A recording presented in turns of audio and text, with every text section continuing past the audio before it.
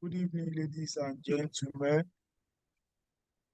I welcome you all once again to another edition on Public Service Knowledge Hub. Please sit back, grab your pen and paper, and make sure you jot something down. Today, we are doing something special for us to cut across like you requested. Try to move to scientific officer too. And by tomorrow, I know we'll get across to your cadre too. And like we said, whenever we hear multiple choice questions CBT, you have to try to be all and there. So you have to be part of any angle. That is why it's called multiple choice question. They pick it randomly as long as something that has to do with public service. Examiner believe you should know everything, or you should know what is going on in health sectors. You should know what is going on in the environmental sector, especially the climate change. You should know what is going on in water view, all the things that through inside the within the scheme of service. That is why we deploy here and there. We can deploy from one agency to another. The essence of that is just because they want you to be part of everything so that it will be on your service history.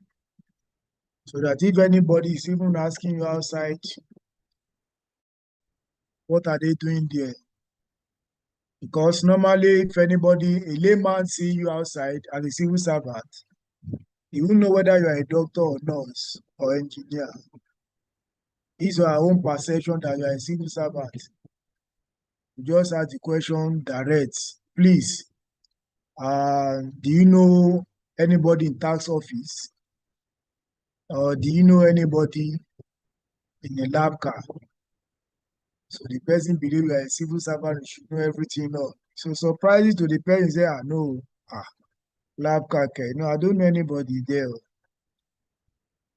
Which we are supposed to be up and doing if we are truly patriotic civil servant. So on this note, I want you to call others to join us so that they won't say, oh, this is not bad. I don't have anything to do with this. We all have anything to do with everything. It's compulsory. Because multiple choice question will not tell you that, oh, you are an engineer. It doesn't concern them. Surprise to you, you might even be seeing only out of 100, for example, it might be 20 relevant to your job schedule. So where are you going to drop the 80s? And 20 out of 100 is failure. So it is important that we listen attentively as we proceed. Tomorrow, we have another important topic. That is why we are doing everything as much as possible. Because if you listen to what the facilitator yesterday, the person of Permanent Secretary, Minister of Staff, told us, it means after the promotion exercise, they will need to write submission reports to governor, how it goes, how many people that pass, how many people that fail. So, because we know this, that is why we are trying to to make sure that we want the report to stand out. When governor see this, want to be confused that are you really serious that everybody get it right? And our principal officer will be able to say, yes, they are. They are capable and stand out. So that governor can be proud of us in any of his statements. Like I said, as we are still waiting for our facilitator to join us, please, am I audible? Please signify with your emoji so that I know that I'm not. All right, because someone is saying it's not audible. It means the person need to check his or her own gadget. So like I said, and I always remind us in every call, firstly, I appreciate every one of us. And please, when it gets to oral interview, we normally mix out something. And the government feel like you have been on this field before you get to this level. And don't forget, there is no way you can dodge the question of tell me why you qualify for the next level. It is very, very key important. You need to sell yourself. Tell me why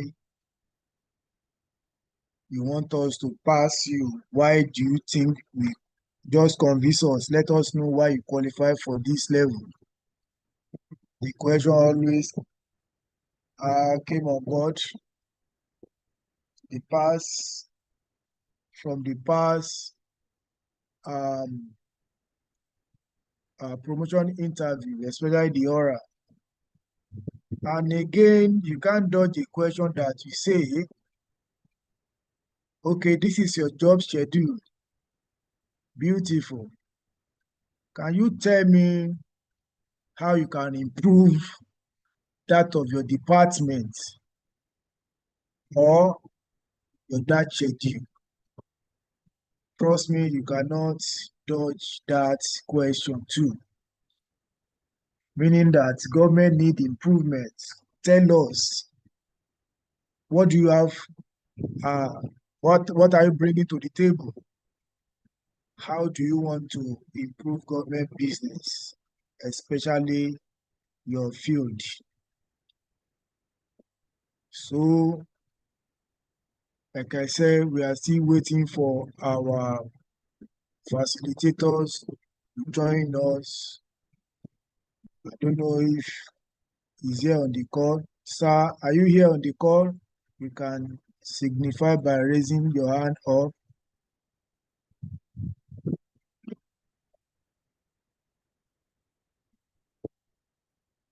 Mr. Lasisi, you want to say something, sir?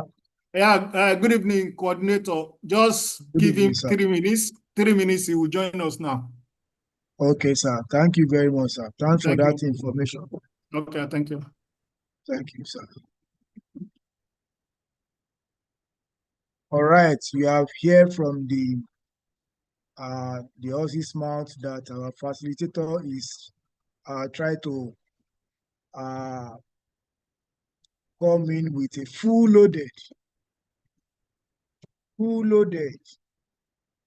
So like I said, let's continue to give us, I'm just trying to give you guys, every one of you, especially the eligible officer for the upcoming promotion exercise. We have passed through series of promotion oral interview. Fine, beautiful. It's normal that we fidget. The fidgeting is normal. But at the same time, if we know what we are saying, and if we really know our job schedule, and remember, the exercise is not exam, it's just like evaluate. You just like, let me just check. Maybe you say you are this, you are that. What are you doing? Assessment to just assess you. Assess you through computer base, assess you through written base. We are all written every day, unless you are just coming to service and go like that. This one will signify. Even if you don't have any schedule at hand, try to pick up something, write something, take a daily, like a daily paper, Lausa alert, be writing something, read books, be conversant with the what's going on in the service, be conversant with government policy, most especially what's trending now in Lagos State government. You know, our governor, Mr. Babajide Sanwo-Olu, is trying his best to make sure that all Lagosians are more comfortable than before. That is why he's working tirelessly to meet up beyond 24th century. That is why we now sit back and say, okay, what can we, there's something we need to do to support the government. So that's why we come up with this initiative. We come up with this initiative that, okay, let's cut across every one of us freely. You know, we have different taxes schedules that multitasking, we are multitasking in office, at times to read book, different meetings here and there, especially the principal officers among us. And before anybody say you could go and read this, read that, you know, there is no way you might not even get it right. And when exam is coming up like this, you may not ask only what you are doing. You know, the examiner will be, like I said, you are a public servant, you are a civil servant, so you know all. So that is why we come up with this selfless initiative since 2023. We sit down. How can we help government? How can we give back to government? How can we carry all our members along? We launched this. We started with WhatsApp, from WhatsApp to Zoom, 100 capacity, 300 capacity, 500 capacity. Before the Association of Senior Civil Servants of Nigeria now came up, said, no, you have been impactful, the public servants, so let us support you to expand the capacity so that most of the eligible officers can benefit from it. That they were after the welfareism of all public servants. So I want you to give them a kudos and let me see your emojis to Association of Senior Civil Servants of Nigeria. So having said that, thank you very much. Thank you for that. This is only what we can do for them. I haven't said that in normal day, our program is every Sunday. Every Sundays, we do our program every Sunday, but we just try to adjust due to the promotion exercise. We carry the responsibility that is compulsory. Okay. You're welcome, sir. I've seen you, sir. You can mute yourself, sir. Our facilitator is here with us. Doctor. Thank you very much, sir. Welcome, sir. Thank you, sir. Yes. Thank you for your time, sir. Thank you very much, for sir. seeing the face of our facilitator, I'm expecting emojis from your side just to see face alone. Let me see your emojis. Or maybe we should suspend the call. Maybe you don't want to learn anything, so we can suspend the call. Yeah, thank you that you are even happy to see the face. I can tell you for free, it's not easy to pin him down. Doctor is a very busy man, but with the uh, uh, try to give us some minutes out of his busy schedule.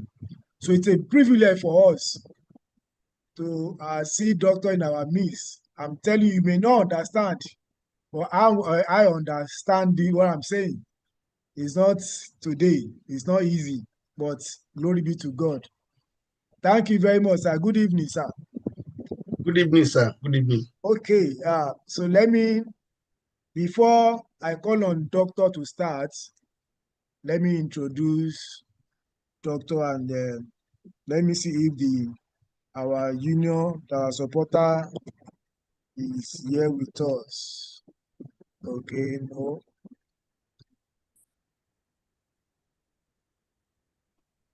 So,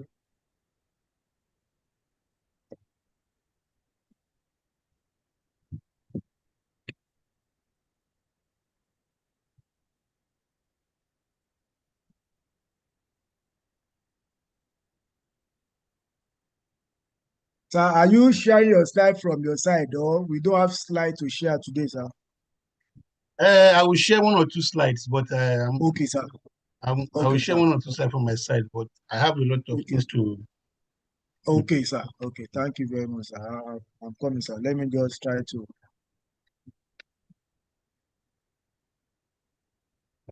see if Jama is with us so that can give us one or two messages.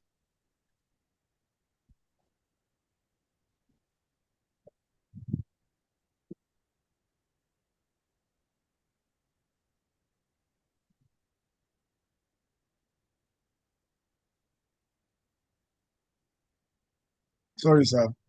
Just trying to fix.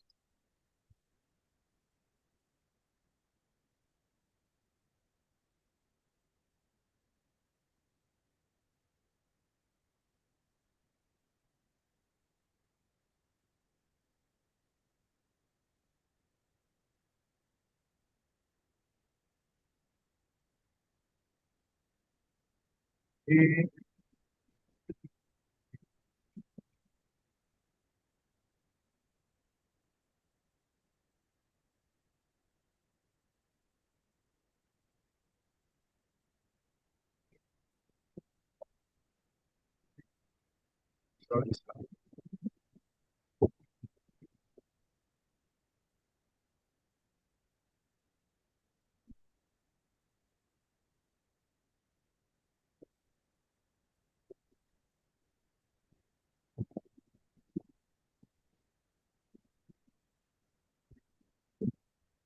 So the union chairman is not with us.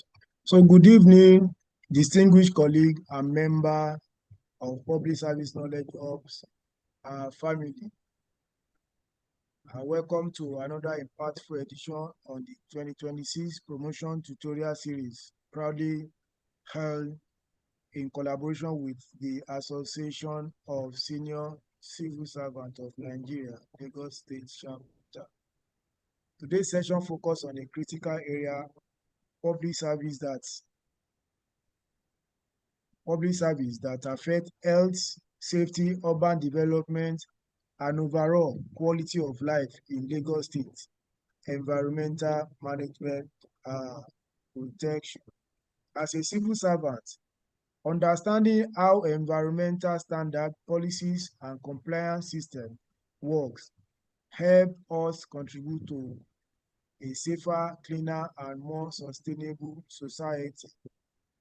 The knowledge is also relevant to officers preparing for the 2026 promotion exercise as environmental responsibility cut across all MDAs. So we encourage all participants to stay attentive, take notes, ask questions, and engage actively. Today's session is practical session. So I want us let's use the opportunity to take note every garden point. It is my honor to introduce our facilitator for tonight's session, Dr. Sojinu Olasunkanmi, Director Environmental Services, Ministry of Environment and Water Resources. Dr.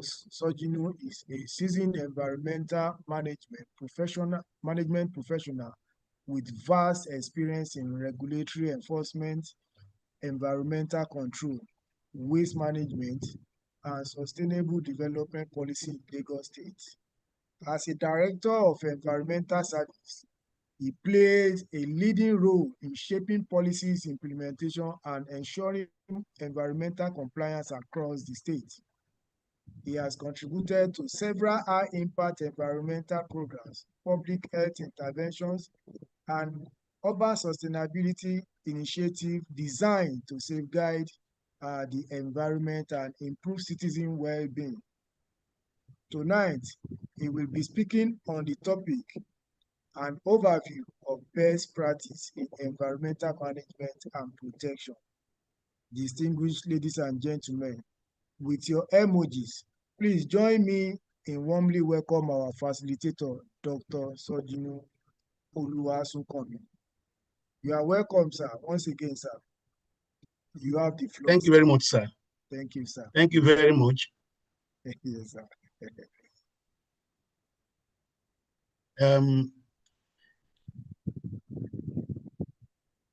Let your emojis keep on coming. Good evening, distinguished colleagues. Good evening, sir. Please let me know if you are hearing me. Yeah, loud and clear. Well. Loud and clear, sir. Okay. So thank you very much, sir, our convener, our host for today. Let me start by thanking you for a very wonderful job that you are doing for all civil servants in the state. Thank you so much for creating opportunity and the space for us to get to know more and to acquire more knowledge.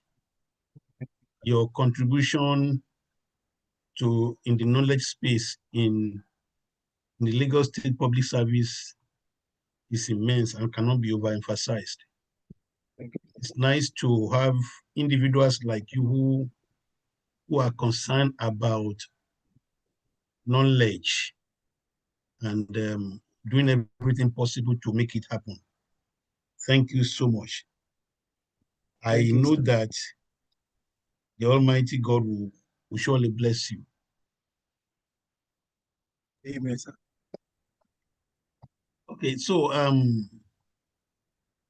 having said that, I want to also thank you for having me this evening. Distinguished colleagues, it's an honor to be here again on this platform.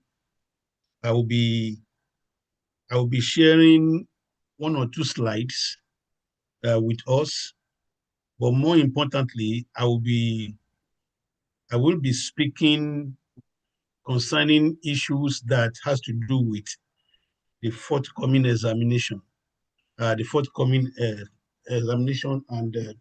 believing God that we all have our desired successes in this examination.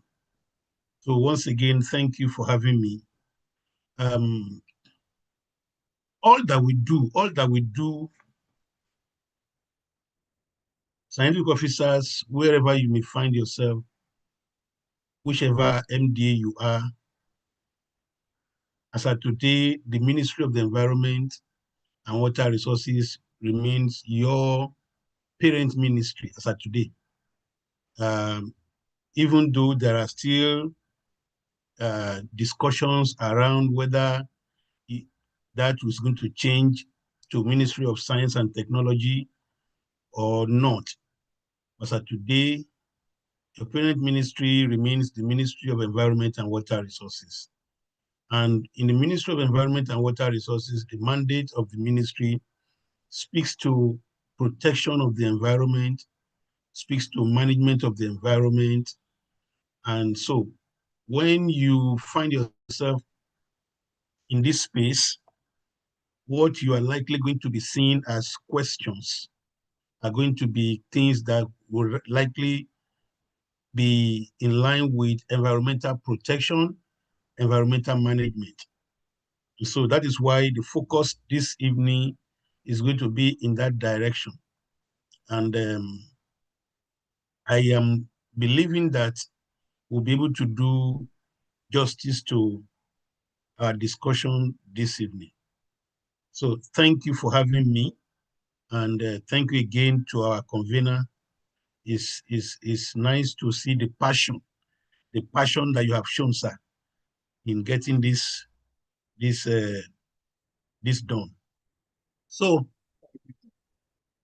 let me share one or two slides, but what I'm going to be saying will be beyond the slide. The slide is just to give us a feeling of what we'll probably be doing, and then but our discussion will go really beyond the slide. So let me see which slide I'm going to share now.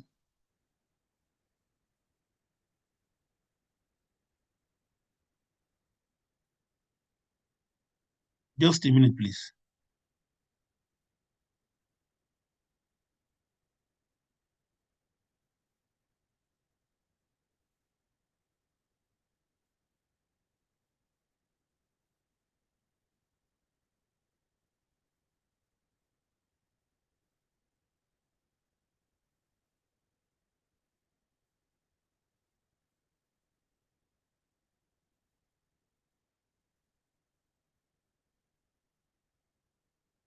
Okay.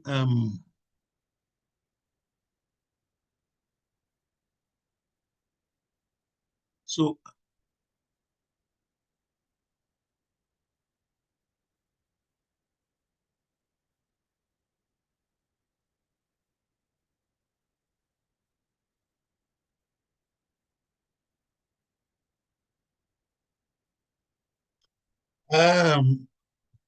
of course, man and his environment.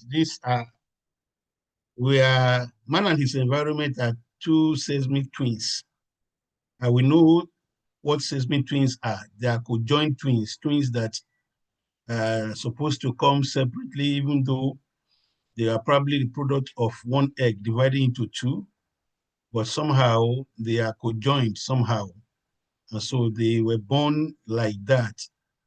And then it will take surgical operations to be able to separate them. And so when they are born like that, they are growing that way, except where we apply surgery to be able to separate them. And that is the situation with man and his environment.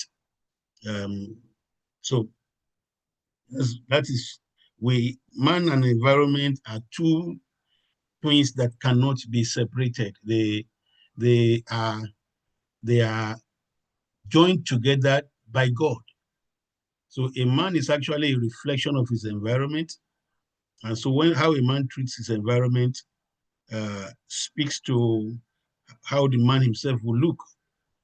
So that is why we must take care of our environment. We know that the only planet that we have that supports life as of today is the Earth. The Earth is the only home we have. Well, researchers are still trying to see whether some other planets will support human existence. But as of today, the only planet that is supporting life as it is today is the Earth. And so if you look at the planetary system, well, maybe with time, maybe we will see Pluto or Mars or Jupiter trying to support human life, but for now it is the Earth. And so the Earth is our only home and is the only environment that we have, and we must take care of it. And so everything that we do in the Ministry of Environment and Water Resources, it is how to protect our home, which is the Earth, how to protect the environment. And so every activity that we carry out, every policies that we develop, every programs that we set up, every projects that we try to implement, they are all targeted at protecting the only home that we have that we can call the earth. So that is the only home we have for now while we are still breathing. When we stop breathing and we can go beyond this earth to another space. But for now, this is where we belong. And so we must do everything possible to protect this earth. And that is why it's important for us to understand the need for us to do everything within our power to protect the earth. So basically, that is what the Ministry of Environment does, protecting the environment, protecting man's place of abode. And we do this using several instruments. As a scientific officer, if you are within the ministry, you find yourself carrying out activities that has to do with protection of the environment, or even if you belong to agencies of the ministry. As we speak today, the ministry has about 8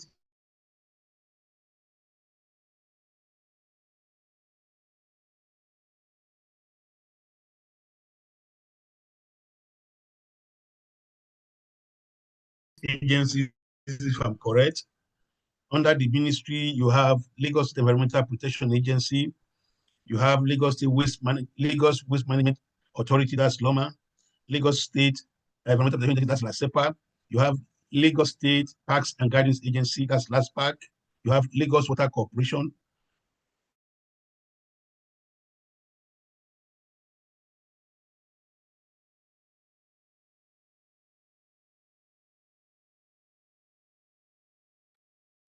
Oh, sorry, we lost him. Let be patient for his return.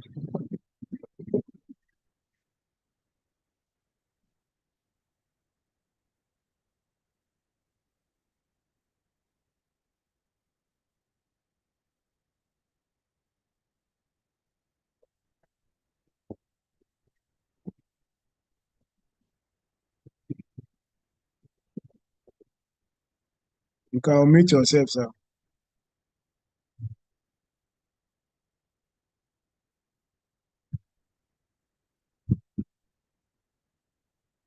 You can unmute yourself from back end.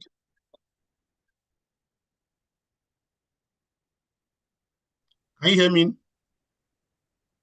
Yeah, we can hear you now, sir. Okay, so I was just trying to list the agencies under the ministry. So we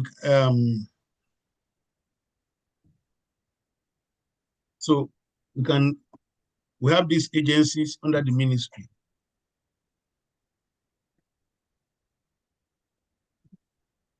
So the ministry carries out its activities through these agencies. And of course, we also are involved in policy formulation and the rest. So these are some of the things we do, and which, of course, you are all part of it. But for this evening, I'm just running through this because there are a few things I'm going to be discussing based on the fact that we have an examination ahead of us that we need to pass, that we must pass by the grace of God. So how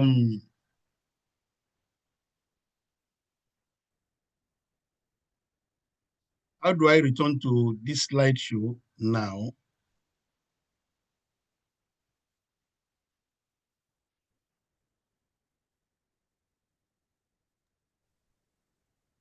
The slideshow, you can press, if you are using computers, press ESC, sir. ESC keypad at the top left. Okay, sir. Okay, so we know the issue of man and his environment. I don't want to waste our time there. This is just to refresh our brain, our memories, so we can be in tune with what I'll be sharing. Of course, man is a reflection of his environment. The environment that is sick will produce sick men and women. Our environment influences our physical, psychological, emotional, and mental and social well-being. We are all aware of this. So it means that any harm that we do to the environment is a harm that we are doing to ourselves. And we can see, if you see to the left-hand side of your screen, you will see what is going on there. You can see the kind of environment where people are cooking food that will be eaten by men and women. See the drainage channel, see where we are washing pepper, see where we are trying to prepare food. And then someone will eat this kind of food, of course, and will be expecting that he will not fall sick.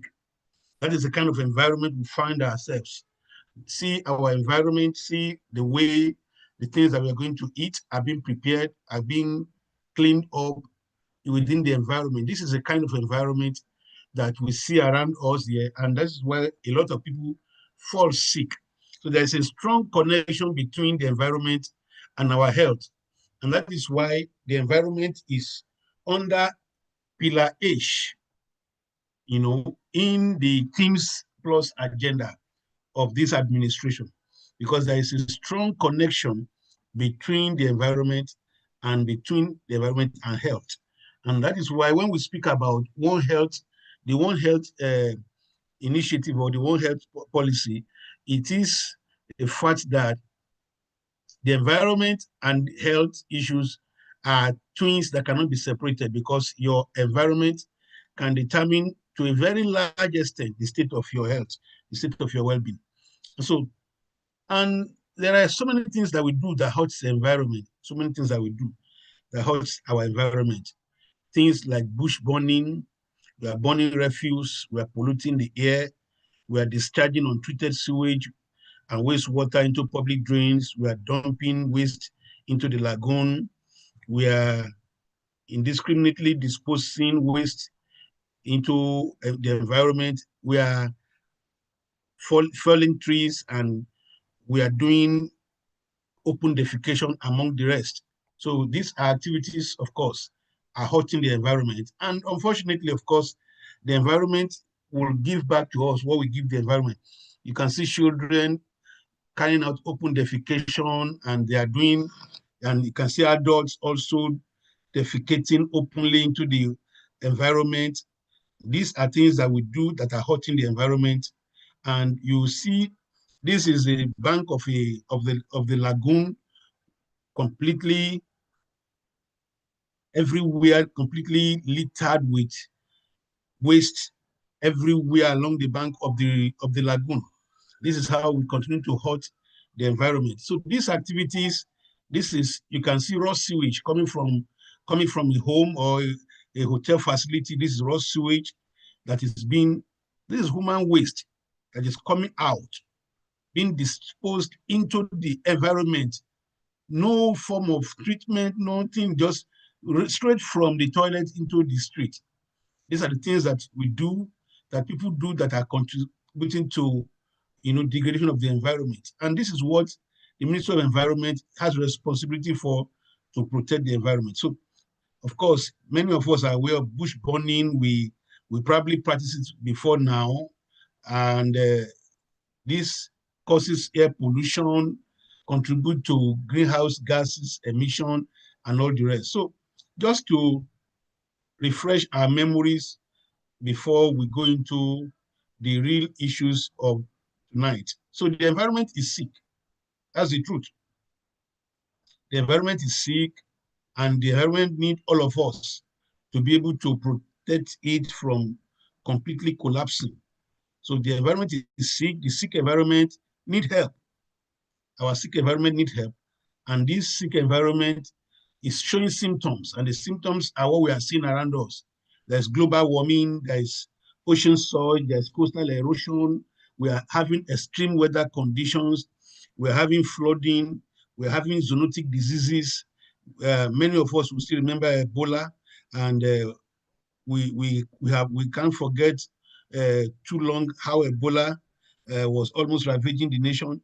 And so we have soil and water pollution, just to mention a few. So these are symptoms that the environment is sick, and the environment did not just fall sick. The environment falls sick because of our contributions as human beings. And so you can see the consequences of our actions, flooding everywhere. And then, of course, when we build on drainage channels, we have to remove the structures because we are blocking water movement here and there. So these are consequences of our actions. And then who can help the environment? I'm rushing because I have so many things to talk about tonight. All of us have a responsibility to help the environment. We need to come together to help our environment to be able to serve us better. So we need to stop the practices that hurt the environment. We need to live responsibly. We need to be a voice for the earth. And then in conclusion, so I just run through this just to put us in tune for our discussions tonight. So thank you for this. Let me shut down this presentation and share with you another slide.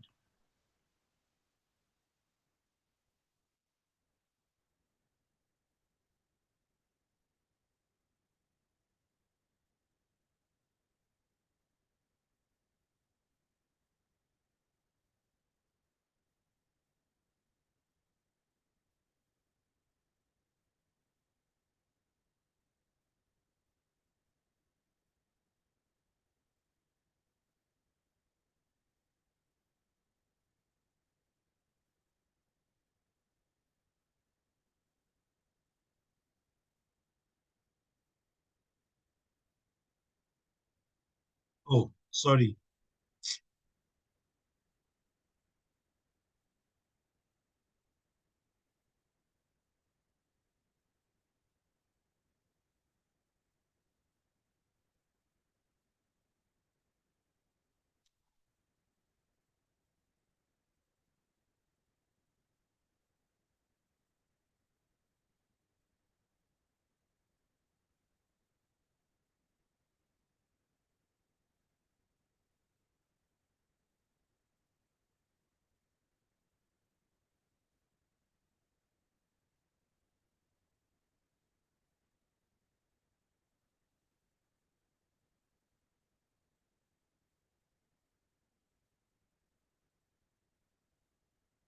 Just a minute, please.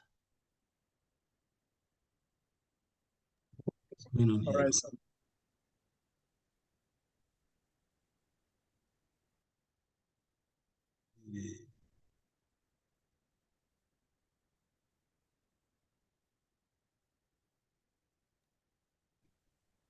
But we are waiting for him to share the slide. Check on the chat box. We have sent our Telegram channel to join us for any updates, and our YouTube channel for our past session.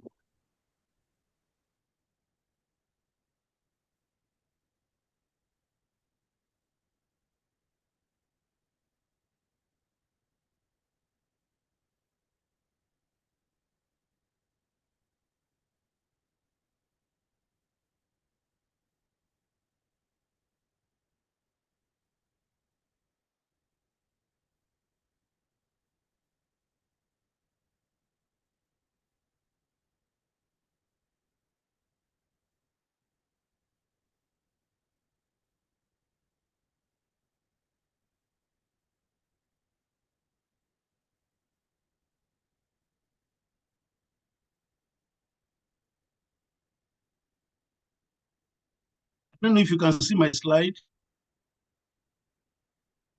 Yes, sir. Clear, sir. Okay.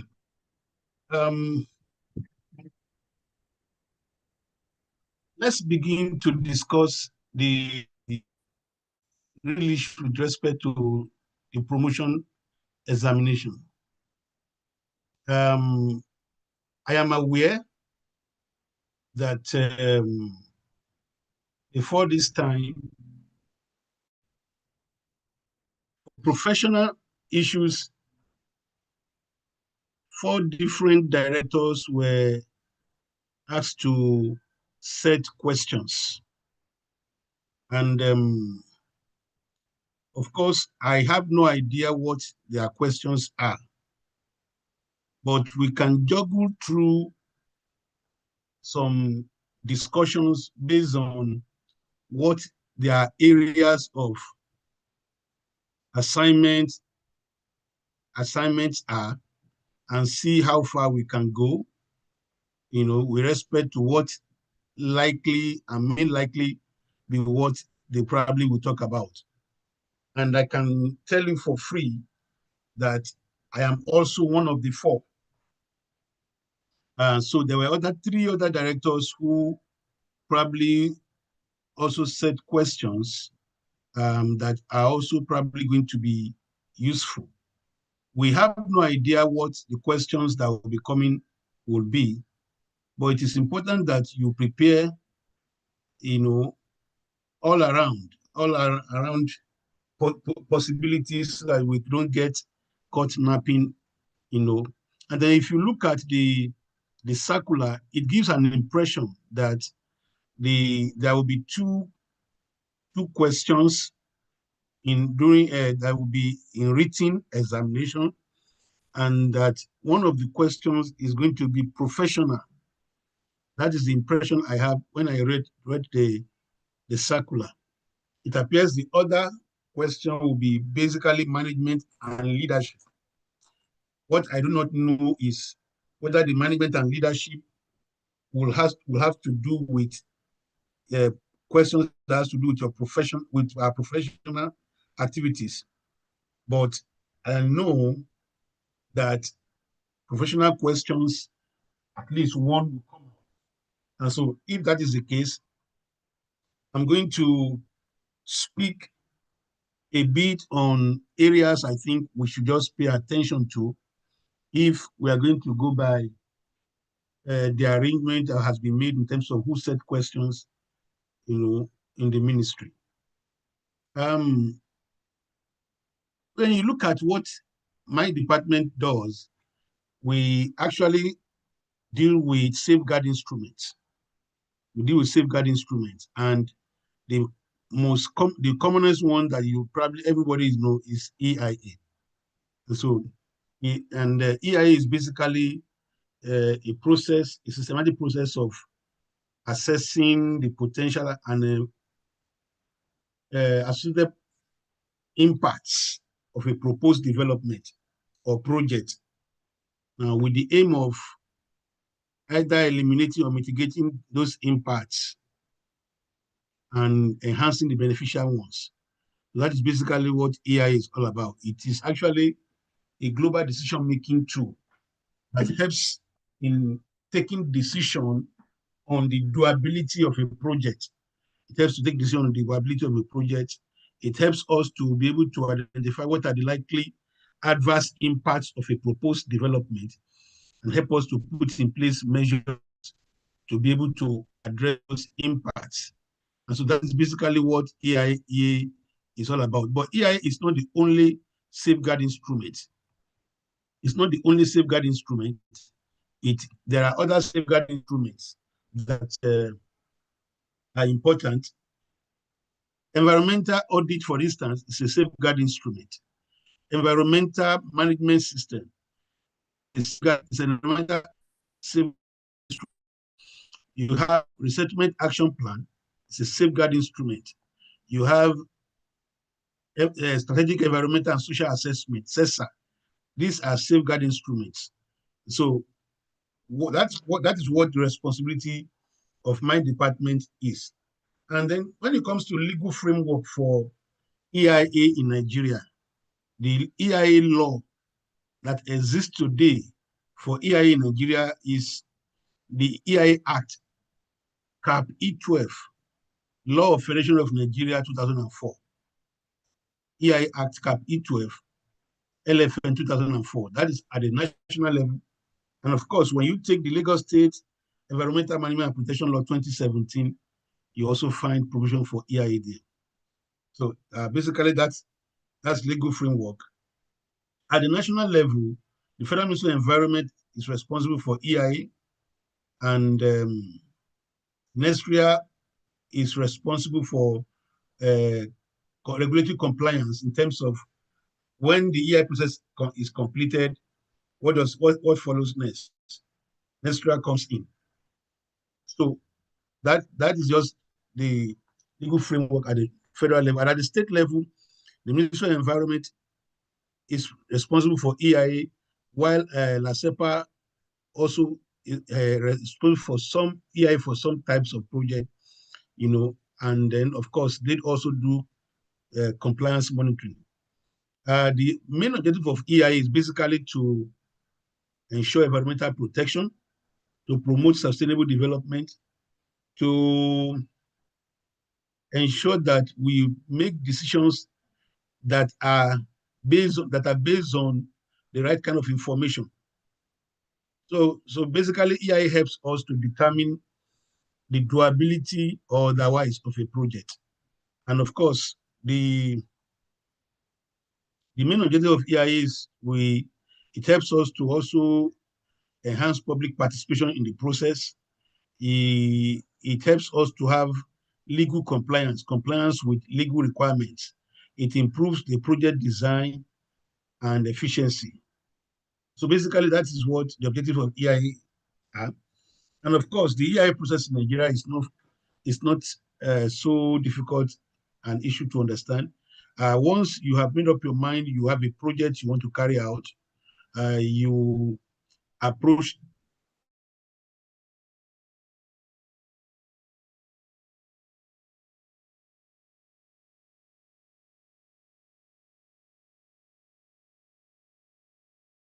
the ministry, and then you will, of course, submit a letter of intent, and then from the letter of intent, you are given a form.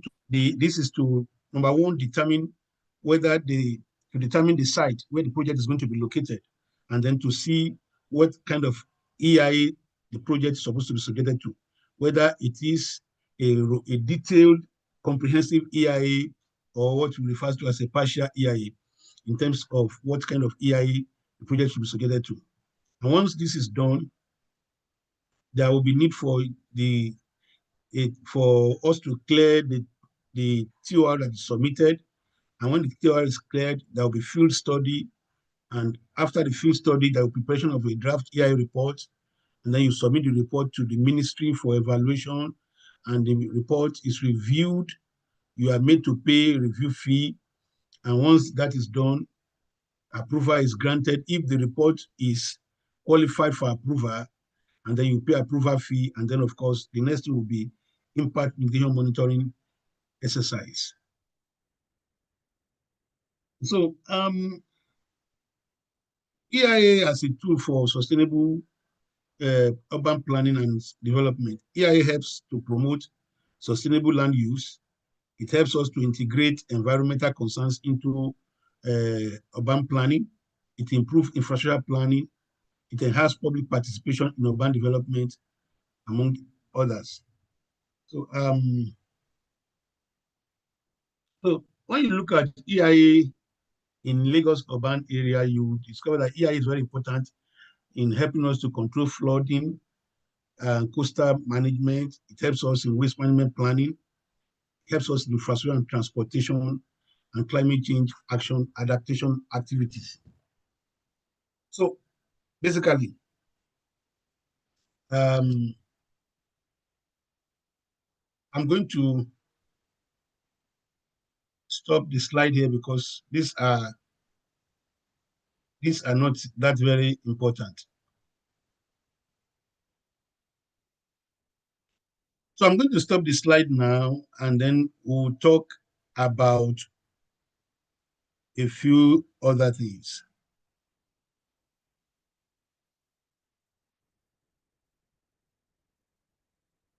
Can we do, I want to have your consent, I want to have your agreement. Can we do some practice questions? Yes, of course, sir. It will make it interactive, sir. Thank you. So I'm going to be asking some questions, and I'm going to be appreciating if we can provide answers to those questions. This, I believe, will help us to remember some of the things we have read, because I know that some of us have been reading for a while now. So I'm going to read some practice questions, and then let's see what we have. This is not the usual presentation type that we do, because this is preparing for exams. So I'm going to try to see if I can ask some questions, and then we'll prepare responses for it. Okay, so if you want to answer the question, raise your hand. We want to hear your voice so that we know that we are on the same page. Raise your hand, don't make use of the chat box. Let's hear your voice so that we know that we understand. Thank you.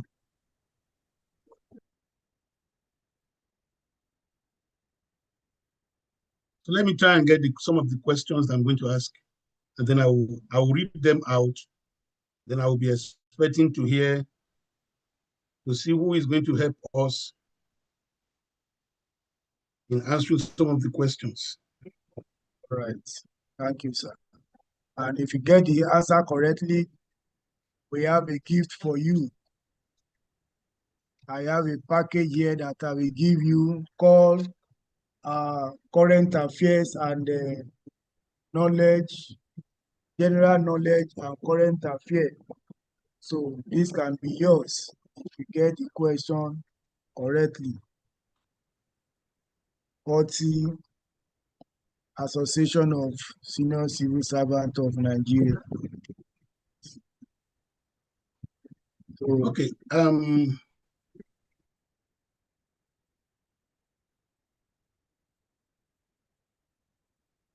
There are 4 major components of the environment of the earth. List them.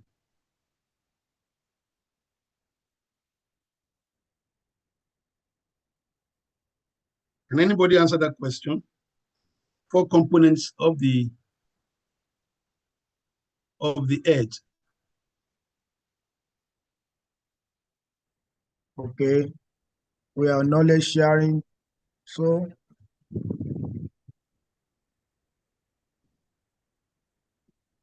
Give you some people.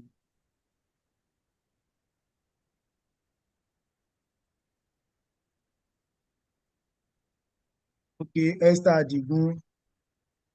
Meanwhile, we have okay. Let's hear from you.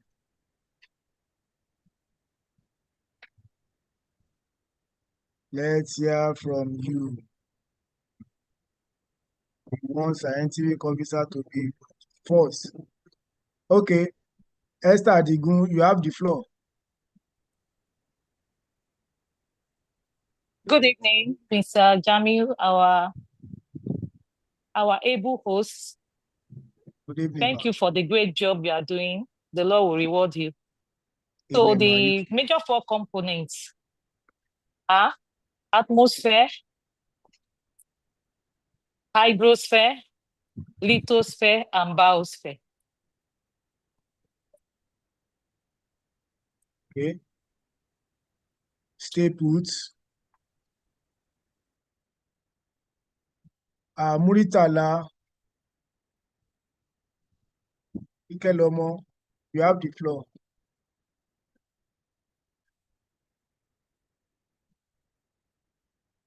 Ikelomo, unmute yourself from your end. Hello, sir. Good evening, sir. Good evening, ma'am. Good evening, sir, Mr. Jamiu. Good evening, ma'am. Yeah, good evening, sir. Yeah, the four major components of the Earth are atmosphere, we have the lithosphere, we have the biosphere. Atmosphere, lithosphere, biosphere. All right. And Okay. Thank you.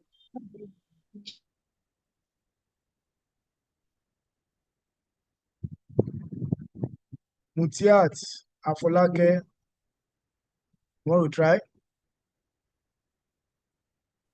All right, sir. Good evening, sir. Good evening, ma. Right, and to be more general, you have the land parts as the component of the earth surface. We have the water part.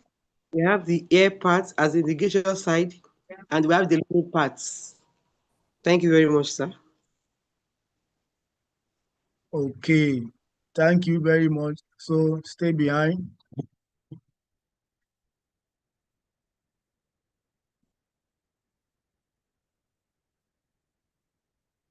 Hello, sir. Are you still with us, doctor?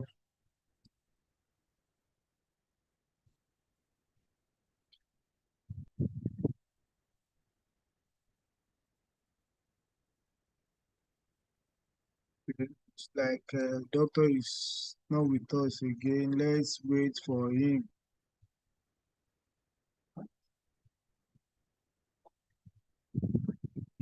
President get the correct answer for all the questions. We go away with our gifts. So let's wait for. Sorry, I will call you. Just let's wait for doctor to get back to the call.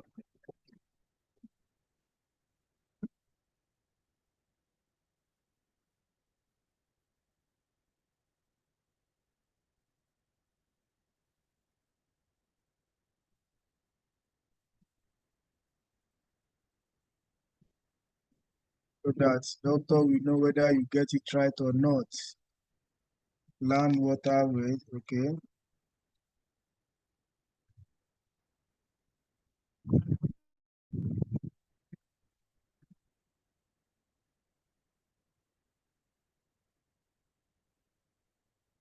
Sorry, bear with us. Let's see. Maybe doctor is trying to change his gadget.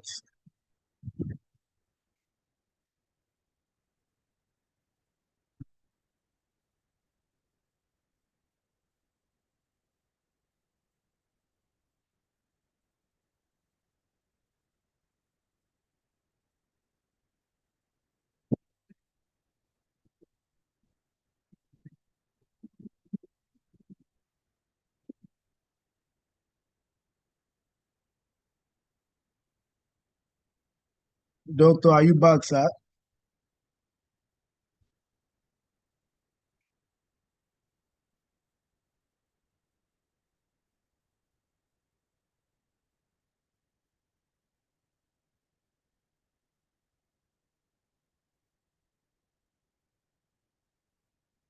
Unmute yourself, sir. Are you back, sir?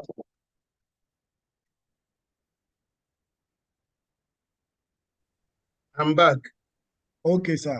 Okay, sir. I'm sorry, I am living in a village here. No village in Lagos again, sir.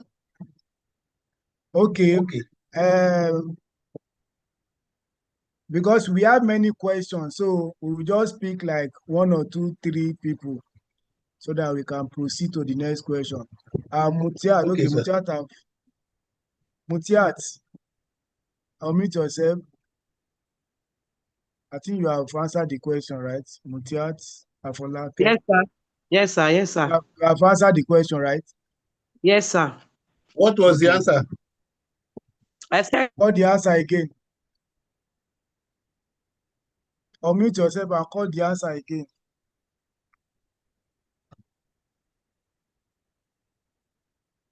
Mutiat, unmute yourself. Doctor want to hear the answer. Okay, let's move. okay, sorry, sir. I thought I was. What's the answer again? The land, the water part, the air, and the living part. the living organism as the man and all the Okay. living things. Yes, sir. Please answer the question like a scientist. Okay, Ah. Clarkson. All right, sir. We have the geosphere. We normally call it geosphere. Then we have the hydrosphere, we have the atmosphere, and we have the biosphere. We have the hydrosphere, we have the biosphere, we have the atmosphere, and what is Yes. the fourth one? The geosphere, the land part. Thank you. Okay, Clarkson. Okay. Mr. Ojogun Clarkson, Yes, sir. you want to give a try? Yeah, we have the atmosphere, lithosphere, hydrosphere, and the biosphere. Those are the four Thank you. components of it. Thank you. you, sir. So, Doctor, sir, we can now go to the second question because of time. Question. Yes, Okay. sir. You have been directed to lead an investigation team to the site of a petroleum product spillage in Ijegun area of Lagos State. You have been directed to lead a team to the site of a petroleum product spillage in Ijegun area of Lagos State. Please highlight the steps you will take in carrying out this assignment.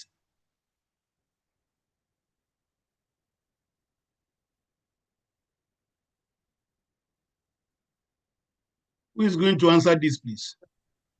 Okay, it's like Yusuf, you want to give a try? Yusuf Lee Crown. Yes, sir. Unmute Good evening, yourself. sir. All right, good Your evening, full sir. name. Your full name, sir. I'm Kazim Adegboyega Yusuf. All right. Okay. Thank you for the opportunity, Doctor, and our moderator. Given that assignment to lead an investigation team to the site of petroleum spillage, my first duty is to, as the leader, assess the petroleum spillage incident at the area. And how do I assess it? I have to carry out some steps to ensure a very professional and coordinated efforts. So the first is to have a preliminary planning and briefing. Send some of my team to investigate. I'll give them specific roles and responsibilities. They come back, give feedbacks and form of information about the spillage, talking about the source, when it happened, the extent of the spillage, and possibly note down the causes of the spillage. Then after that, I ensure that the team also suggests protocols and give necessary protective equipment that will be needed going forward in order to carry out the tasks. Then at the same time, I will need to also liaise with relevant authorities within the ministry, within the states, such as LASEPA, that's Environmental Protection Agency, because it involves petroleum, NNPC officials, and possibly local emergency services within the area. After that, there will be some site assessment and observation. I will need to also, as a leader, visit the site and assess, compare the report with what I've seen myself.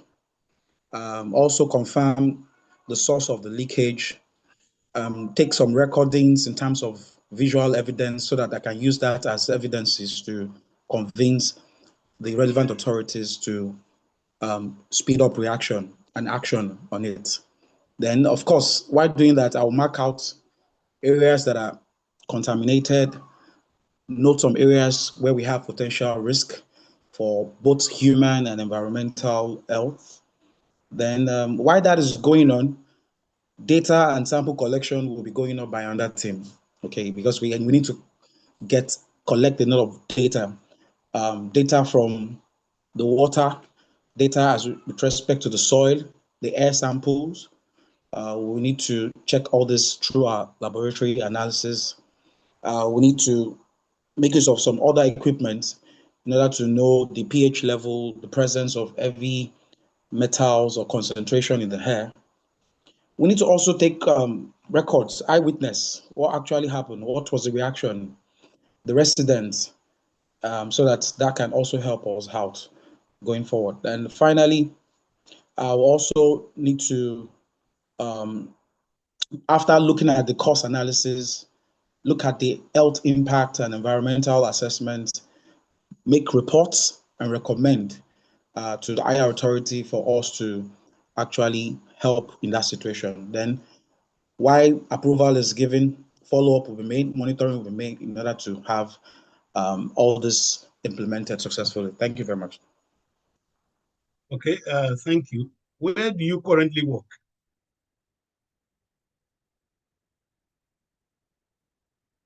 Hello. Yeah, I presently work at in Ekpe here. Ekpe? Yeah. Yeah. I was once into the environmental protective section before joining the Ministry of Education. Oh, okay. No problem. Any other person who wants to make another contribution before I speak to that? Abiola okay? Solomon. Abiola Solomon. Solomon Abiola.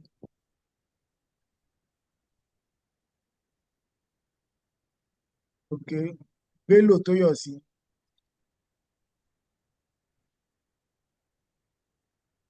Hello.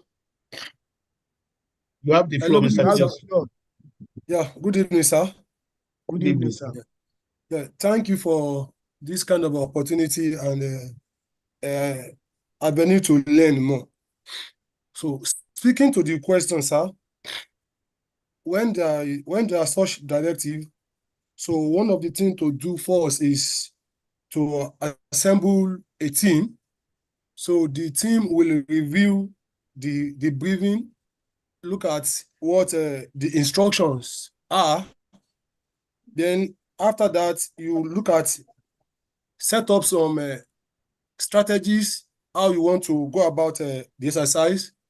Then the next step will be site assessment.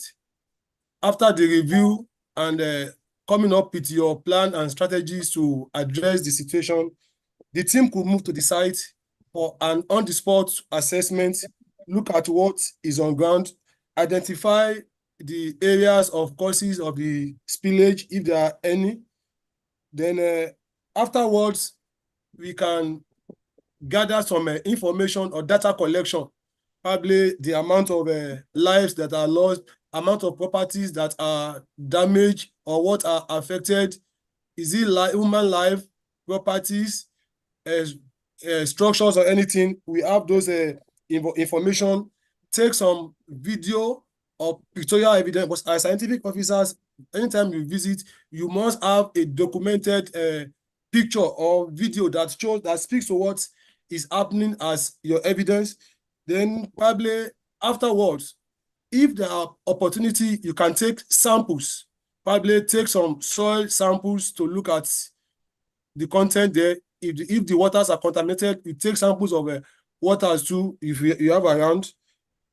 Then also, you have to engage the stakeholders, the people who are living in the community. Probably maybe they can give an insight to what is the causes of the problem. Probably if it's something that has been happening before, or it's just an upsurge that leads to it.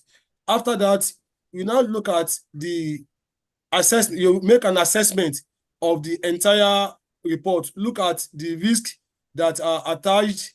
Could it be mitigated? What causes it? Is it human error? Is it a mechanical fault or anything? So you assess all these risks. And after that, you have a stakeholders engagement, whereby the community or probably the people from the source of the spillage or the action could be called together, have a discussion with them, engage them, educate them, sensitize them on other things to do. Then afterwards, when you return back to the office, you have to put up a report based on what you see, or your assessment, your sampling, your result of your sampling and everything. Then after the report, then you now come up with a recommendation to the state government on what is needed to be done to protect future occurrence. And if there are any damage or anything, so you make recommendations. If people have to be resettled, it's have to be part of your recommendation. If people have to leave the whole committee entirely, it has to be part of your recommendation. So finally, what will come is the report and the recommendation to the state government. Thank you, sir. Thank you. Thank you. Okay.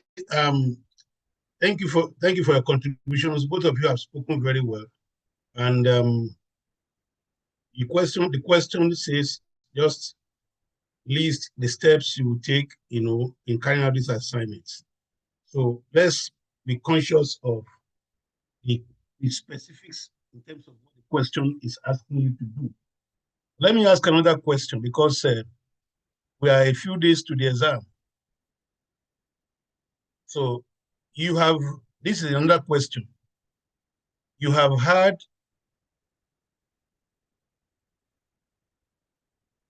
some persons in Lagos State saying Lagos smells. You have had some persons in Lagos State saying Lagos is smelling. As a scientific officer who is responsible for the management of the state environment, what do you think? What, in your opinion, are the reasons why Lagos is currently smelling, if you agree that it is smelling?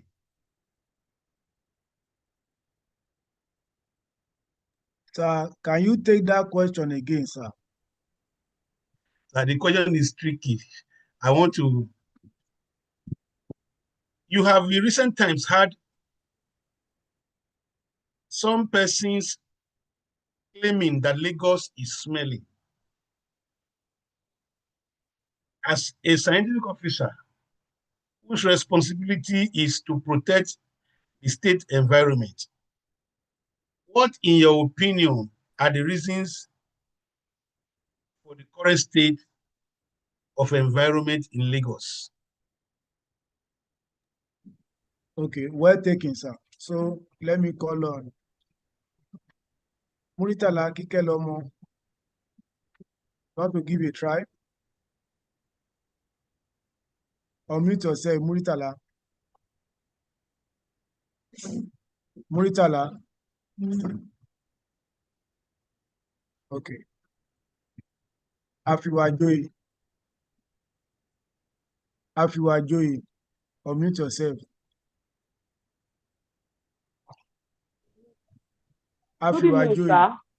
Okay, good evening, sir. Good evening. I'm Afiwajoyi from last week.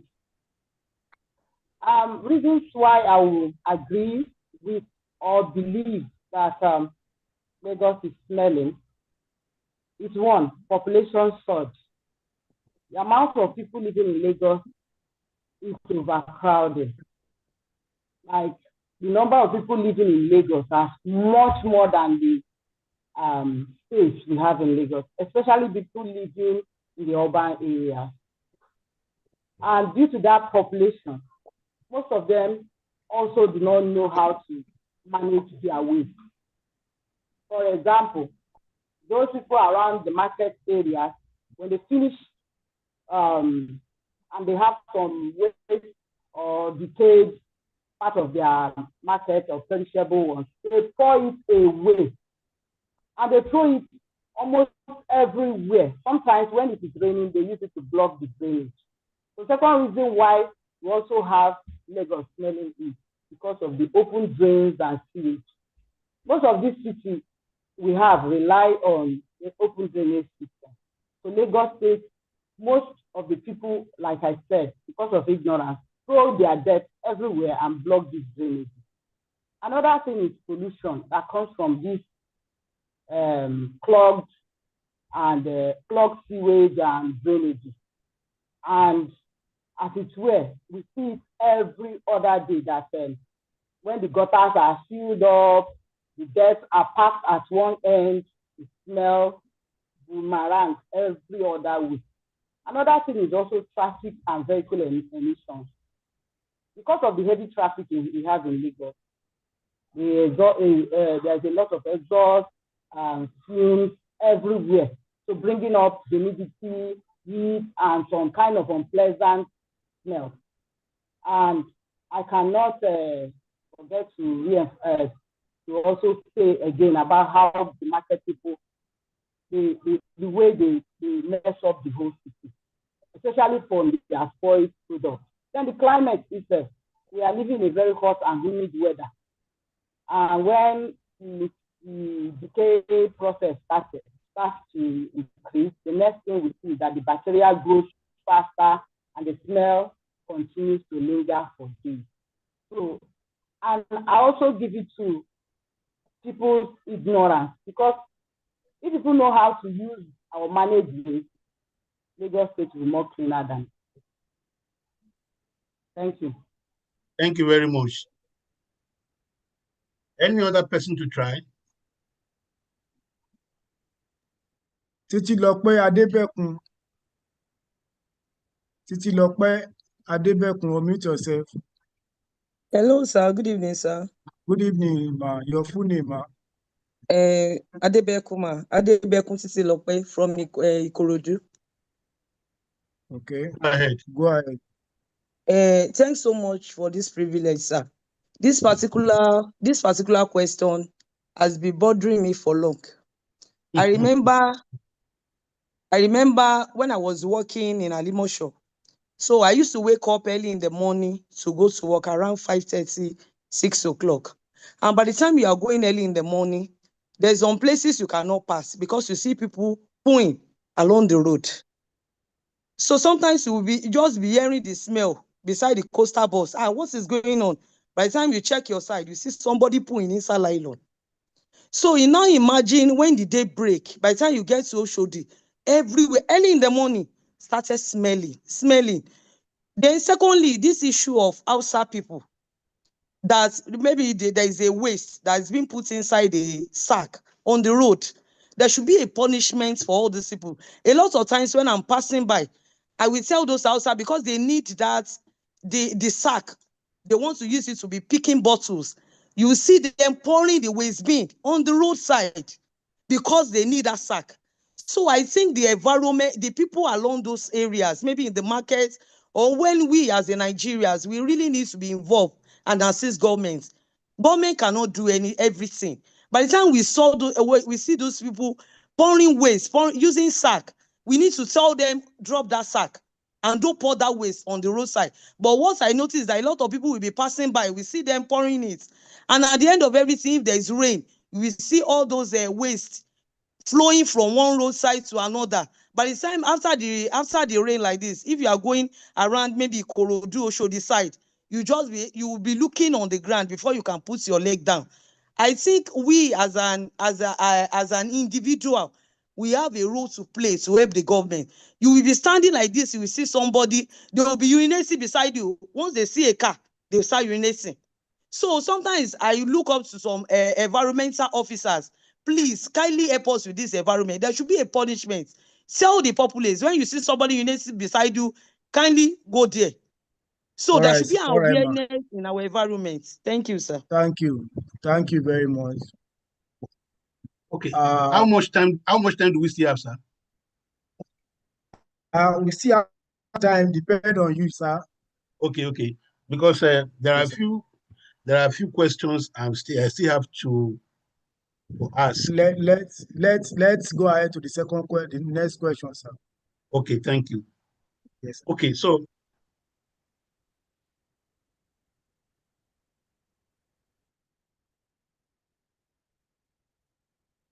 just give me a minute. Let me ask the question. All right, sir.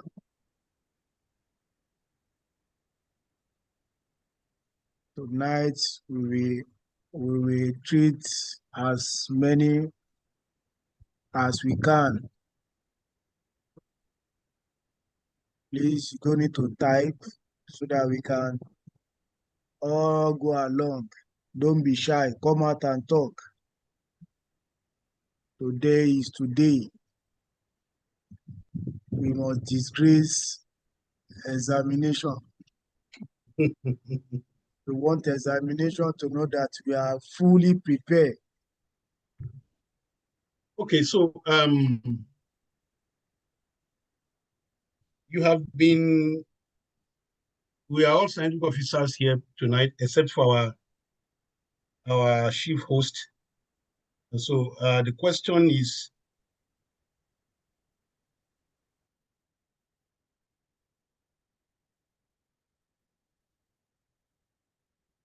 what are the challenges in addressing open defecation in Lagos State? What are the challenges in addressing open defecation in Lagos State? Okay. You know what open defecation is? When somebody just look for one corner and is doing his business there. You know the business I'm talking about. All right. In the open. So what are the challenges that you think government is facing or government will have to face in dealing with open defecation in Lagos State? Okay, Dr. Lukman, you have the floor. Mute yourself. Yes. Good evening, sir. Good evening, Good Doctor. evening, sir. Doc. Good evening. Your name and where you are. My name is Dr. Jalaya, sir. I'm in Ogudu. Is that your station? My station is Loma Ijara, sir. Okay, you have the floor, sir. The challenge of open defecation is massive. We can start with the sheer numbers of the large population of the state, and the fact that most of that population is a migrant population, many of who come from rural areas, who find it difficult to adjust to urban living. There's also a severe shortage of cheap accommodation, cheap, affordable, and sanitary accommodation. Many people are living rough in slums and in ungoverned spaces. So that's a major challenge. Additionally, there's insufficient provision of public toilets and other sanitary facilities. The insufficiency of our water sanitation, wastewater, also a major challenge. And then, of course, the ignorance and the lack of exposure of people. All of these combine very challenging problem. Thank you very much. Thank you, sir. Thank you very much, Doctor. Let me pick one more person. Igbasan Oluwatoyin. Sorry, I'm picking randomly. So if I didn't pick you, it's not that I'm being biased. I'm just trying to carry everybody along. Igbason Oluwatoyin, unmute yourself. You have the floor. Yeah, good evening, the host and our facilitator. Good evening, sir. Good evening, sir. Your name Good and your evening, sir. station. Yeah, my name is Igbason Oluwatoyin Abisogun. I work in Apapa from SCD. All right, sir. Thank you, sir. I want to appreciate your work, what you have been doing. Very marvelous. Now, the question you asked is the challenges of open defecation in Lagos State. The challenge are basically insufficient of infrastructure and urban development. What I mean by that is that there is no proper toilet. Like the first speaker, there is a lady that spoke now that open defecation. If there is enough toilet in our garages and parks, that will arrest such situation. Then secondly, there is a population because Lagos is metropolitan and every day you will see a lot of open defecation, urination, and this will make the environment to be smelling. Then we have this, there is also cost because if there is no proper budgetary allocation, it will be difficult for the government to create toilets and where people can defecate. So these are the areas I'm looking at.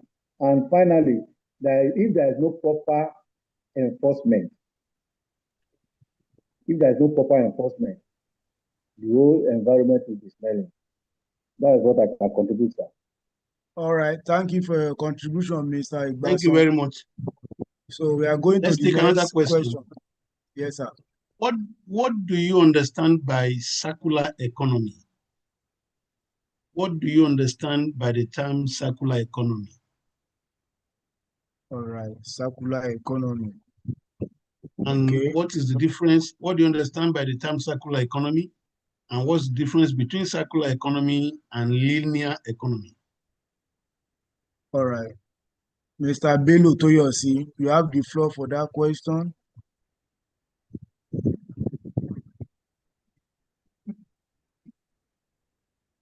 I think I've called Bello Toyosi before. Yes. Okay, let me call new person. Mr. Akim Bello. Akim Bello, okay. Thank you very much, sir. All right. Circular economy can be regarded as there's this balance we use from cradle to grave. That is to say, a particular resource is put in perpetual usage over time. Waste is reduced at all costs, such that that particular resource is compared to another resource continually and perpetually put in waste, in use. The ultimate goal of a circular economy is to reduce waste to the maximum level. In fact, if you can achieve it, zero waste. Quite different from the normal linear economy, where you have along the line, you have your disposal. When resources are used, and probably there are a lot of leakages along the line.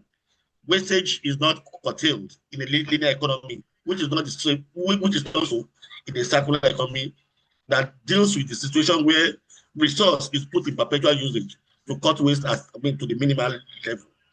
Thank you. Thank you very much. I think Mr. Clarkson. Mr. Clarkson. Hello, sir. Oga Clarkson. Are they here, sir? Hello, sir. Good evening, sir. Good evening. The linear economy concept has to do with use and throw away, simply put as use and throw away, where resource is just used and the next thing is being thrown away without either with treatment or without treatment. But when we talk of circular economy, it brings into view the elongation of the usage of the resources in life, where a supposed material that was to be thrown away can now be put into another use, where we now turn a waste into resources. And you continue doing this until, in fact, it can be for infinity. Hello? Hello? Yes, I can hear you. Go ahead, sir. Go ahead. So the circular economic concept is just an extension or an excerpt from sustainable development, trying to marry development and industrial growth and economic growth, where resources are reused. They become, instead of being thrown away, you use them to become raw materials for other processes, just like a way of the mimicry of the natural environment, where one resource is used by another resource, another process to generate life in continuity or in continuum. Thank you. Thank you very much. I think we can go for another question. Next question, sir. Okay.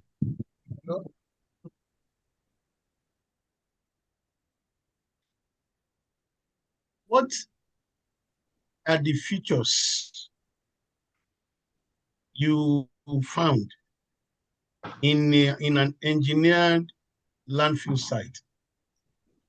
What are the features you find? What are the features of an engineered landfill site or a sanitary landfill site? What are the features you will find in an engineered landfill site? Okay, I have only two persons that raise hands. Leachate management. Okay, Mr. Bello, can you give try? Okay, thanks for the opportunity once again. Engineered landfill site is quite different from the open landfill site. In engineered landfill site, it's a complete process where the waste are being properly managed. There is provision for coverage.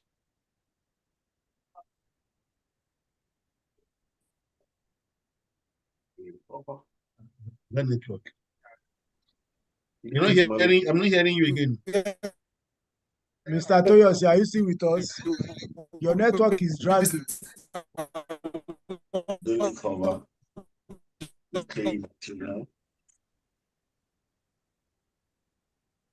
I think he has the network issue. He has a network issue sir. there. Yes, sir. Mr. Clarkson. Mr. Clarkson. Sir. Can you? Is a sanitary land, the features, no, it said list the features that one is likely to see in you have it's a well-engineered landfill site. In most cases, it's not likely possible for you to see the underground lining, which definitely has to be there to avoid seepages of leachate. Then it also have a leachate collector.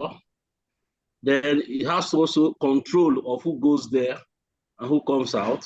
It also has a place, a tipping point where the work for the day should be done. And it has cells on which these tippings and waste dumping should be done. And you have arrangement for possibility of collection of gases that are generated on the other side of the cells that are made. Then for every week that ends the work or every that ends the work, you have the arrangement to also cap the areas covered for the day. And what else am I missing in that place now? That's a monitoring well to monitor groundwater. Yes, you have the monitoring groundwater collection, leachate collection that is directed normally. And there is also the control of animal visitation, either by birds or animals, so that they don't help in transmitting diseases from such areas. Those are the ones I can remember for now. Thank you, sir. Thank you very much. I hope we are all listening to these questions and we are listening to the responses. Mr. Adeoye Babajide, you can help us further. Mr. Adeoye. Mr. Adeoye. Okay, wait, I saw let me his hand search now. for him. The hand has Yes, disappeared let me.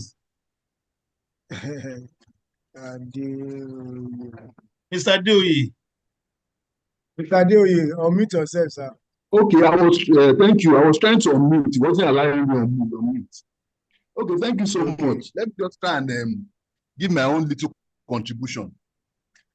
For an engineered landfill, what we normally have is we make provision for protection to avoid contamination of the underground water, pollution of the air and the soil.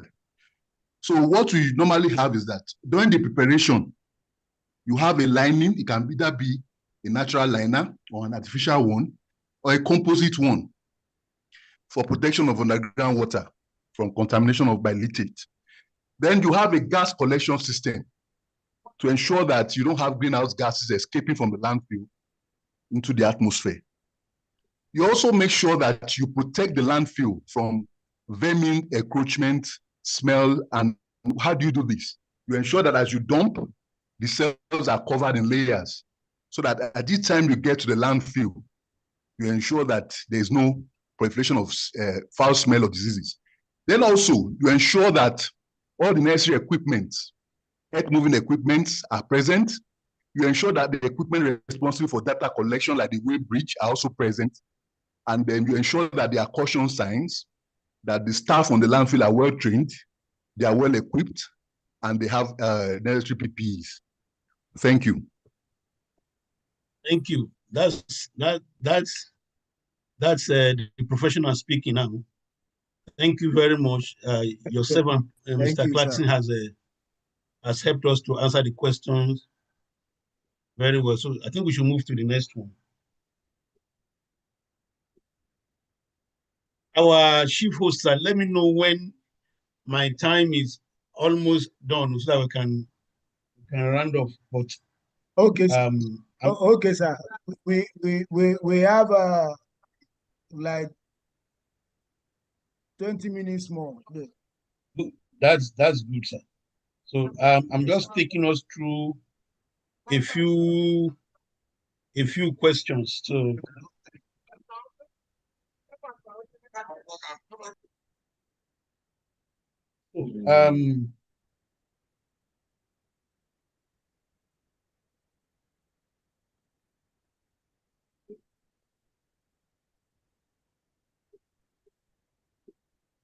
what are greenhouse gases?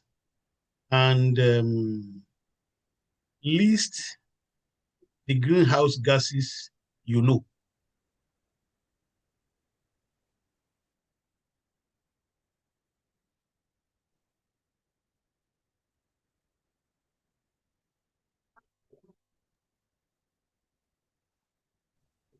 Brown, what Omolara. are greenhouse you know? Brown, Omolara. Good evening, Mrs. Brown Omolara, you have. Good evening, everyone, and thank you for the opportunity to answer the question. Greenhouse gases are gases that are naturally present in the atmosphere. They help to trap heat and make the atmosphere warm for habitation.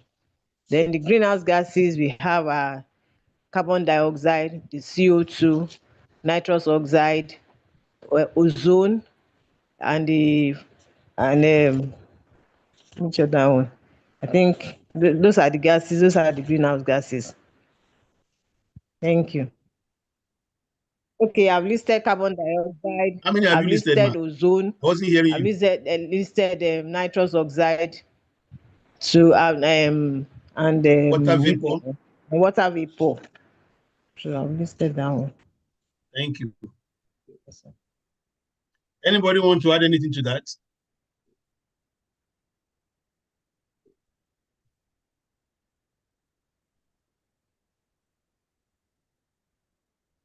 If you are Joy, you want to add anything to that? Yes, sir. Yes, sir. Other gases plastics, we have methane, nitrous oxide. We also have fluorinated gases. These ones that we always see for refrigerants and air conditioners. Fluorofluorocarbons. Yes, fluorofluorocarbons. Okay, thank you very much. Let's take a few more before our time runs out, and then okay, sir.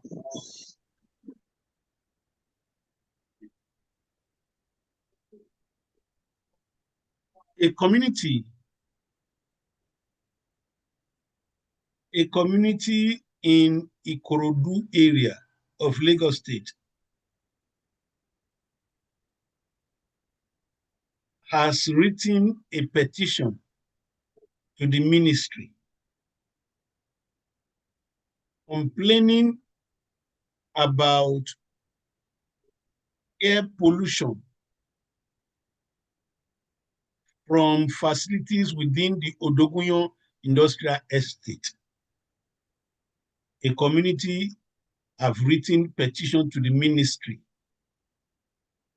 on air pollution coming from industrial facilities within the Odogunyan Industrial Estate in Ikorodu area of Lagos State. As a senior scientific officer, you have been directed to put together a team to investigate the claims by the community and make appropriate recommendations. Please list or highlight the steps you will take in carrying out this assignment.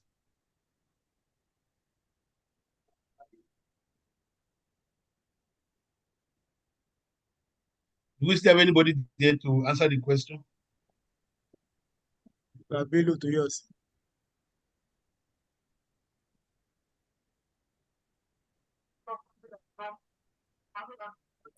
Hello, sir. Do you understand the question? Yes, sir. Yes, sir. I do, sir. Do you want to try? I want to try, sir. Okay, sir. But this question is not far-fetched from the initial petition of oil spillage. But the only difference here is from the question, Odogunyan itself is industrial estate. So, and according to the planning rules or regulation, there are specific areas that are zones for specific activities. So mostly every human living within an industrial estate may not have an upper hand in challenging the activities of that industrial, because that place is specifically designated as an industrial zone. But that does not mean that people cannot live around or people cannot work within. And in doing it, it's just like assemble your team, look at the brief, look at what you need to take, gather data from available resources, take samples, probably some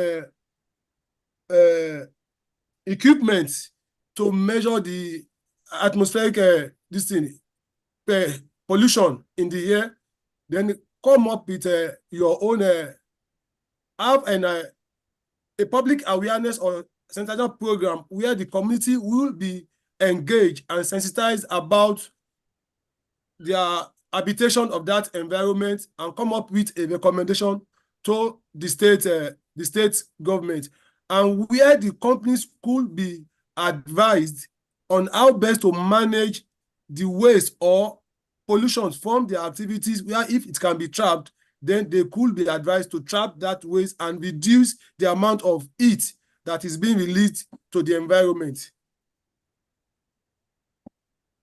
Okay. Thank you, Mr. Tiosi.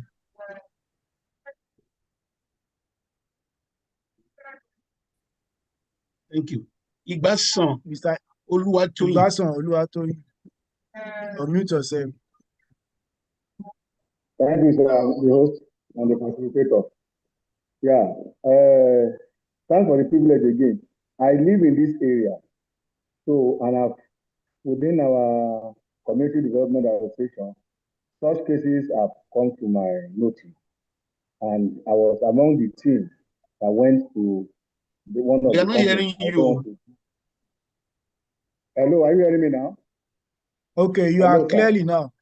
You are clearly now. Okay, sir. Yes. Thank you so much. Such issue has arrived because I live in this neighborhood, and I was one of the team, the communities, attached to go and make some investigation. The speaker have said most of the thing, but what I want to add to it is this. When I was going to the company, I took along one of our head officer.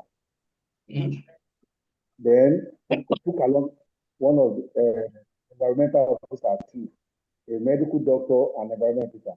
So when we got there, we went to the company, we went to the quality control office. Then we requested for, because there is this pollution, every night we begin to hear a very offensive odor that is affecting the health of people. So we now went to the quality control room. We asked them, the medical officer that went with us and health officer, they now requested for the chemical they are using because they told us that this is not harmful. But we have seen cases of people that we took to the hospital. So to fast forward, what I'm trying to say is that the medical officer and the environmental officer came up with a report. Then we now went back to the community. From there, we now went to the local government chairman who presented the report to them, and they called them to the stakeholders meeting. And the medical officer now told them, if such thing arises, these are the materials or these are the chemical. They now said these are the drugs they can use. So investigating the cause of that pollution is one of the major things first. Then we now recommend the recommendation thereafter will be if such cases arising that affect the people living in that community.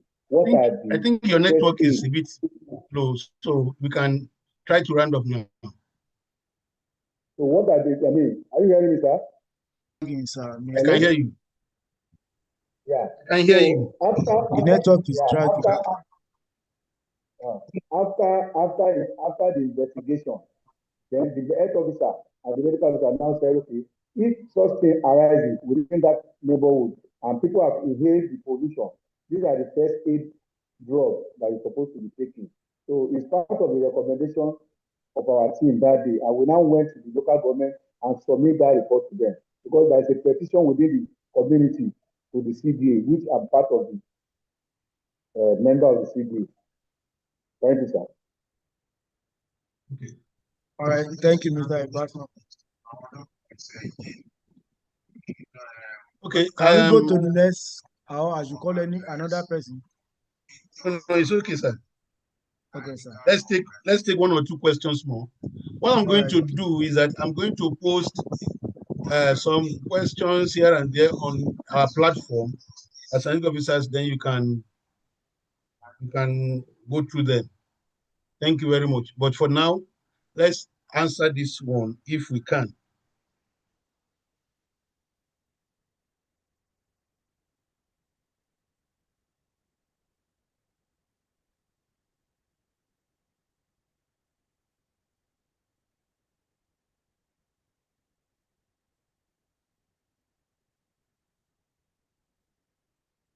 Okay.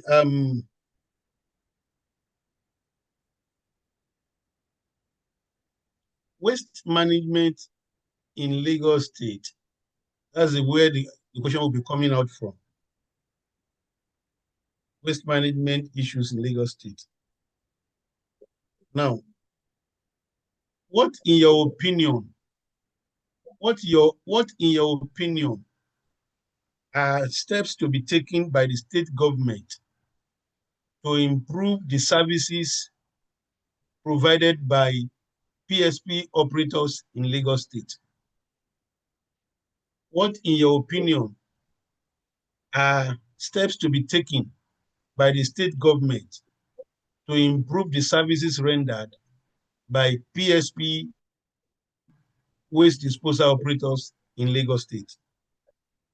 No,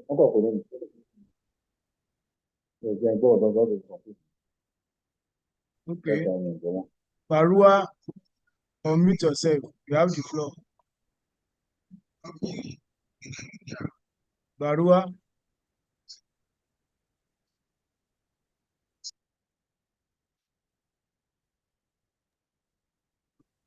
Barua, you have the floor.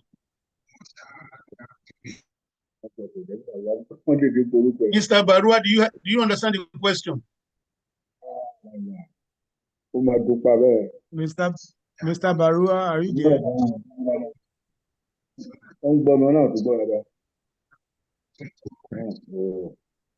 Maybe you should call somebody else, sir. Okay. Mr. Clarkson.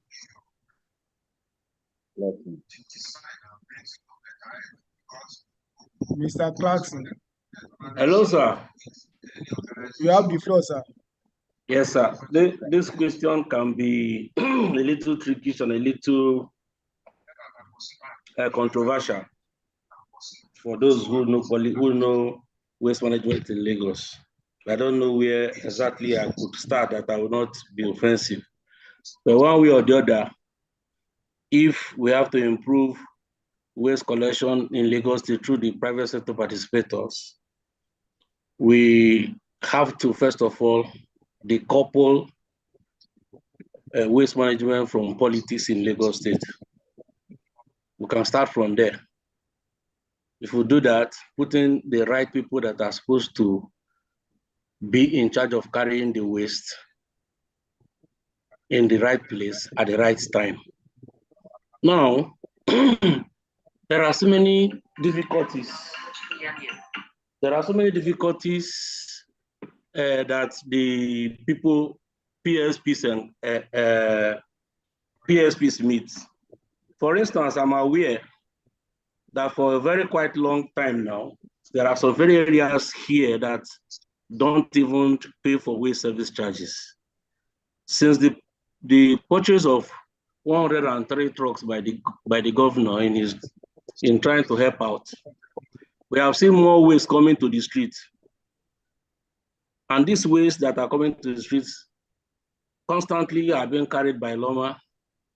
And since there's no enforcement as it used to be, I don't want to put regime against regime, as it used to be, people are now seeing that, oh, if I can put my waste on the street, they will carry it and nobody will bring bill for me to come and pay. After all, they are not carrying my waste.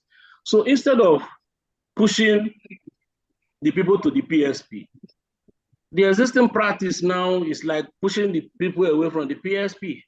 And the PSP becomes discouraged because you come to a street to come and pick waste. You see that you have maybe 50 houses in the whole street. You end up having only about 3 or 4 people who are compliant. So when you calculate the fuel and other things, you have to run away from carrying this waste. So if we have to really move forward, you have to first of all put the right PSPs in the right places. Do not say, oh, there are customers there. You put the PSP that does not have the right truck, the right capacity to pick the quantum of waste there. Also, you have to gather enough data to know the population that you are servicing.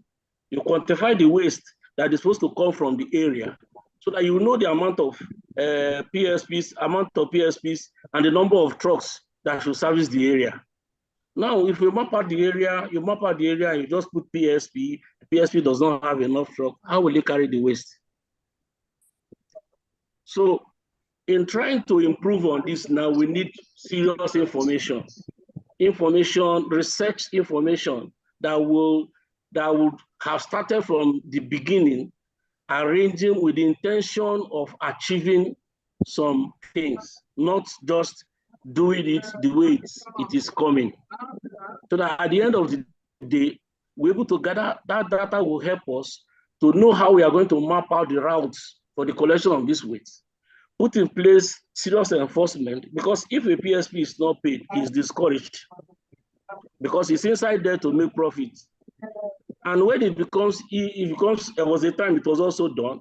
If their vehicles are so rickety, the government can also help them in subsidizing in their buying of truck or removal of taxes as they import their trucks.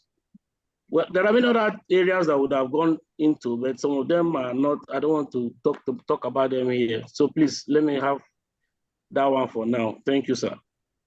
Thank you. Thank you. All right. Mr. Thank you, Barua. sir. Mr. Barua. So, Mr. Barua, are you set for us now?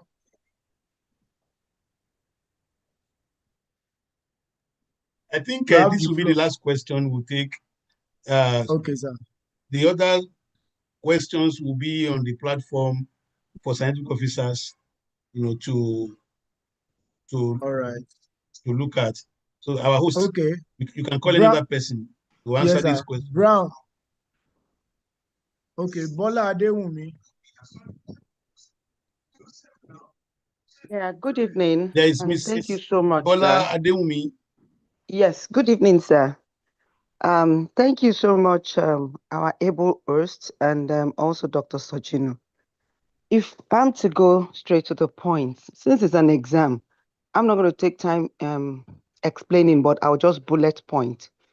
For us in Lagos State to ensure or put PSP into effectiveness, I'll agree with the first point Mr. Clarkson said, that is remove political will.